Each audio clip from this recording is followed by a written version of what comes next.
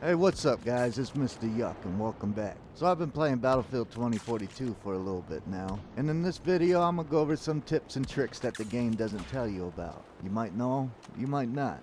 But anyways, let's get right into the video. The first thing that the game doesn't tell you about is that you can select fire some automatic weapons. To know if your gun's able to be select fire, you can see it in the customization screen in the main menu. To select fire your weapons, you first have to aim down sights, and then on consoles, press the D-pad down, and on PC, I believe you press V. To disengage the select fire, you have to aim down sights and push the following button for the system that you're playing on. Now don't forget that you're in select fire, because when you come across an enemy, you're going to be holding down that fire button, but you're only going to be shooting one round.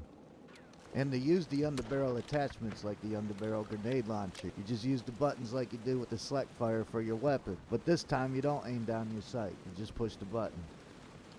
Another thing that I noticed is that sniper rifles don't need a bipod.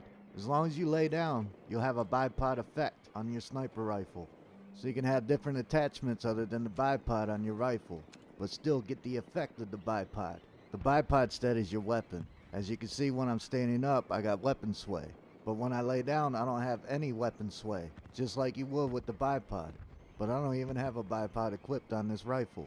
Now this works really good when you run and gun with the sniper, because you find a sniper that's far away, you just lay down, line up your scope, and send his ass back to the respawn screen, without having to steady your scope by holding your breath.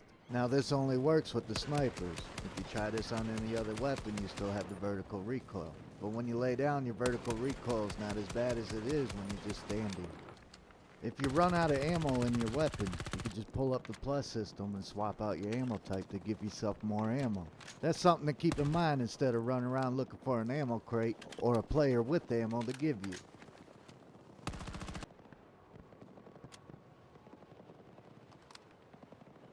Another tip about ammo is that you can find ammo pouches laying around from dead players and dead AI.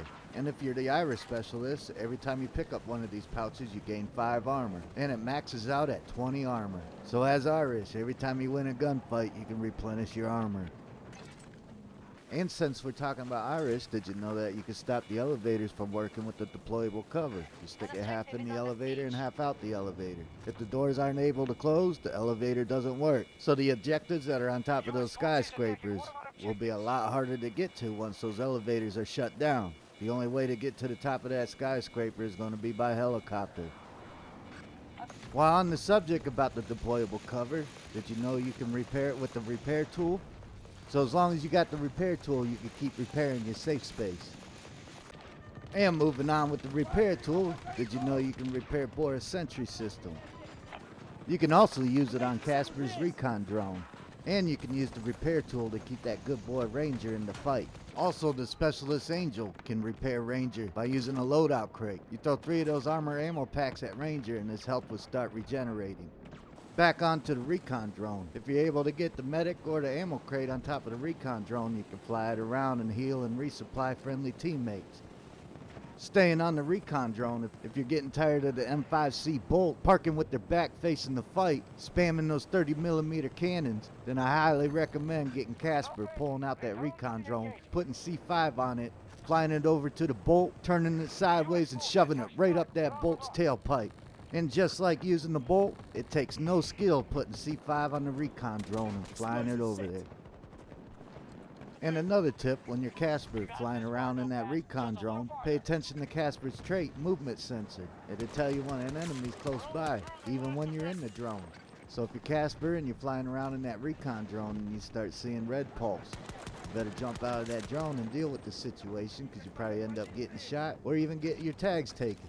And another thing I want to point out, if you see these laying around the map, destroy them, because they're spawn beacons. Any squad that puts them down is able to respawn there at any time. If you see these red blinking lights on the ground, they are proc sensors. If they're thrown by the enemy, you can throw it back at the enemy and spot them and get spotting points for doing so. The proc sensors that you throw them back don't work as good as the ones that you actually own and throw. If you reach level 60 in Battlefield 2042, you get access to the MTW-50. Aside from being a one-shot kill to infantry, you can also take out that M5C Bolt with no problem.